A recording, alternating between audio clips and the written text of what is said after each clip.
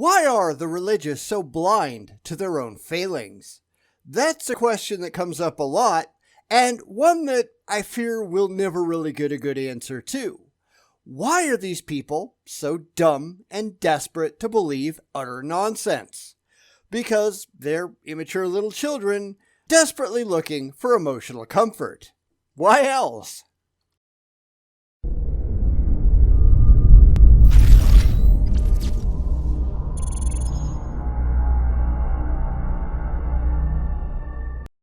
It's funny how the religious just make stuff up and expect to be taken seriously, isn't it?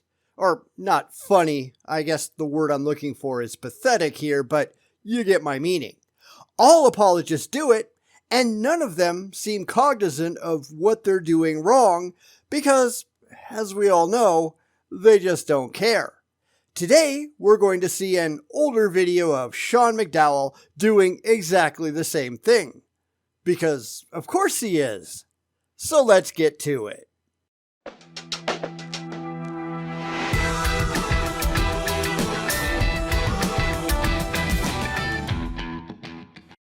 Yeah, I'm going to pop in here just for a second if I may. Sorry, but Sean McDowell isn't bringing truth to anybody. He's bringing dogma, just like his father did. Now, while he's not the laughingstock that Josh McDowell wound up being, he isn't someone that I'm particularly enamored with either. Not as bad doesn't mean good, and the more of him that I see, the less respect that I actually have for the man. But let's give him a chance to speak, and we can evaluate his arguments together. If I can't see God, how do I know that He is real? Because real things are detectable. And I know what he's going to pull here, the standard "you can't see air" garbage that we see straight from the idiot apologist playbook. Because they all do it because they're not talking to us. But we have means beyond our physical senses to make determinations and perform tests to see if something actually exists. If you cannot find evidence that something is real, you have absolutely no business whatsoever believing that it is. Belief needs to follow the evidence first and foremost. If we find evidence later on, we can change our minds. But let's see what Sean has to say, though. It probably won't be that impressive. Well, the first thing to keep in mind is that there's many things that we believe in that we can't see. There's certain subatomic particles we can't see that we believe in. There's other effects in nature, such as gravity, that we can't see, although we can see its effects, and even other things like the laws of logic, which we live our lives based upon and we can't escape. We can't see them, but we know they're real. And there you go. He did exactly what I said he would do. You can read these people like a book. He might not have used the air example, although that could still be coming, I don't know. It's kind of a staple of apologetic blather. But for the rest, the one thing that you can do with all of them is detect them in some observable, detectable, and replicatable way. Now, go do that with your God. Do it without faith. That's where he'll go sideways, because he can't do that, can he? I did want to bring something else up in response to Sean, though. The laws of logic. The laws of identity, non-contradiction, and excluded middle. Those really aren't based on faith. We didn't just wake up one day and declare that things can't be A and not A at the same time and in the same sense. Those were observations that we made in the real world, and finding no examples that violated it, we postulated that it was a universal truth. Now, that doesn't mean that it is, of course. At the core of a black hole, for all we know, things could be true and not true at the same time. But until we can see that for ourselves, I think we're perfectly justified in thinking that our everyday experience is close enough to be applicable. We assume it because that's the only thing that we've ever actually seen in reality. And that's how science works. I know there's a lot of people out there who don't like that, but too bad, so sad, don't care. Science works by looking at the observations that we make and coming up with the best models that we can given our current level of understanding. Einstein didn't change physics. Einstein modified it based on new thinking and new understanding. That's not a weakness of science, that's a strength. And these people can't get that through their heads. So we can know certain things are real if we can't see them. Second, by definition, God can't be seen. By whose definition? Yours? Who said you get to define God? Because this is a major issue that the religious just don't have an explanation for. In fact, the Bible makes it very clear that God could be seen. If you saw him, you'd just die. God showed Moses his ass, in fact, to prove that he had God's favor. Yet, that got dangerous when people started to ask why they couldn't see God. Therefore, the religious just reinvented their deity, changing their definition to something that God is inherently impossible to see. Well, says who? Because anything that actually exists in reality, you don't get to just redefine at a whim. Real things have real properties regardless of what you happen to like. You can't just define a sheep into something with 6 legs and armor plating. It doesn't work that way. The only way to say that God can't be seen is to show how you've logically come to that conclusion and the evidence that you have that said conclusion is true. And Sean can't do that, can he? It says in the Gospel, John chapter 4, that God is spirit.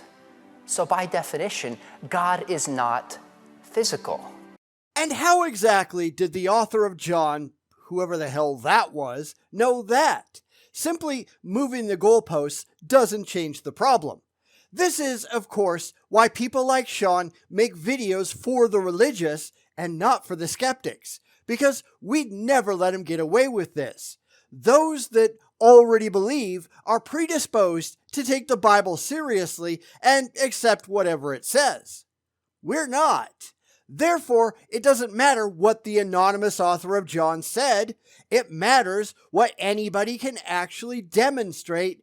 And you'd have to have a real, demonstrable God to study so that you could suss out what those characteristics independently were like instead of just making something up. So he doesn't bother to talk to us. None of them do because they're terrified of us. He knows that we're not going to take him or his silly book at its word. We actually expect more, and he doesn't have anything better. It commits a category fallacy to say, I can't believe in God because I can't see him, like saying, I don't believe in the musical note C because I can't smell it. But you can hear it, can't you? What can we do to objectively detect God? Because this is what the religious pull all the time. You don't believe in anything without evidence for its existence, at least if you have a brain in your head. The religious have arbitrarily defined their deity away from any conceivable evidence. Rationally, that means that nobody should ever believe that God exists. But the religious aren't interested in rationality, are they? They just want to believe. If I couldn't detect the musical note C in any way, shape, or form, then I'd be a fool to think that it was real. I need evidence first, before I commit to belief. The religious, well, they're just not that smart, are they? But third, even though we can't see God, there's very good reason to believe that God is real. How do we know this? Well, the beginning of the universe is best explained as a beginner.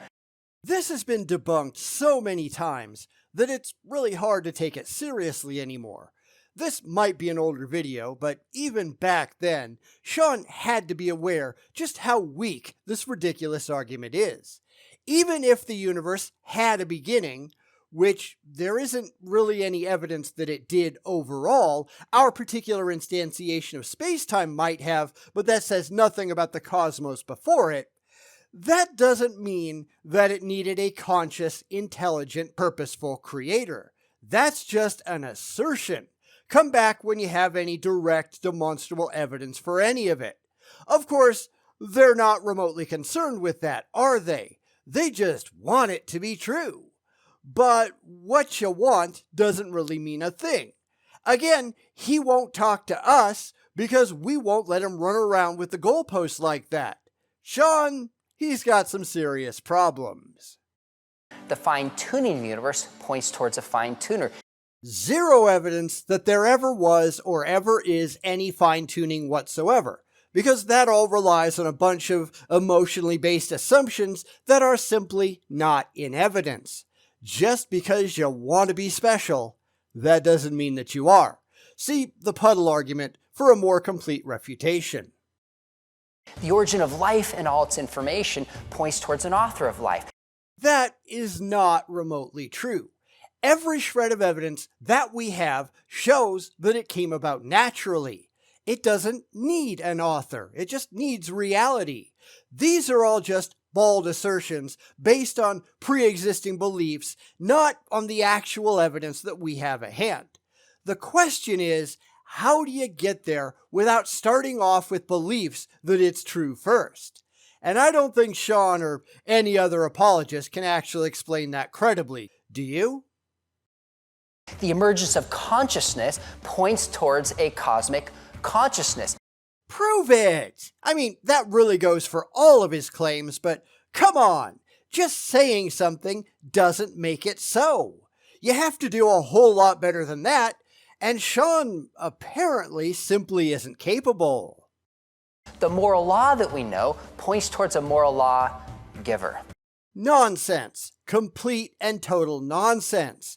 We've addressed all of these empty claims many, many times in the past, and no matter how many times we point out to the apologists just how ludicrous it all is, they just keep repeating it verbatim. Why?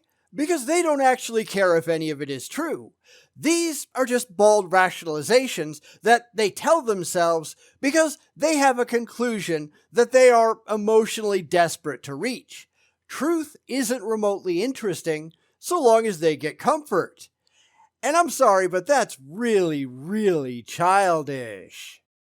And ultimately, the historical evidence for Jesus and the scriptures. So, nothing. You have nothing. If you had anything, you'd be able to present it. But the best you people can ever do is hand wave and play make-believe. Because you know who else uses all these arguments? Every other religion. They can all pretend that their gods are the beginners and the fine-tuners and the moral lawgivers and all that crap. They can all pretend that their silly books of mythology are true. It's what they've all been doing already. Go watch a lot of Muslim apologetic videos, and they are using the same lines, the same identical arguments, only for Allah instead of God. It's bizarre that the religious can't see just how weak all of this is. Bizarre, but not remotely unexpected. Tells us that God is real and has stepped into space-time in the person of Jesus Christ. It tells us absolutely nothing of the sort. You want that to be true, but that doesn't make it true. This is why the religious aren't making presentations in front of scientific organizations. They're not printing anything in legitimate peer-reviewed scientific journals. They have nothing except in their tiny little minds. It's why it's so hard to take any of them seriously. Because they just don't care. So no, we can't see God, but we believe in many things we cannot see. And when it comes to the existence of God and Jesus in particular, we have very good reason to believe it's true and that God exists. No, we don't. We believe in things that we can detect and demonstrate. When do you think you're going to be able to do that with your imaginary friend?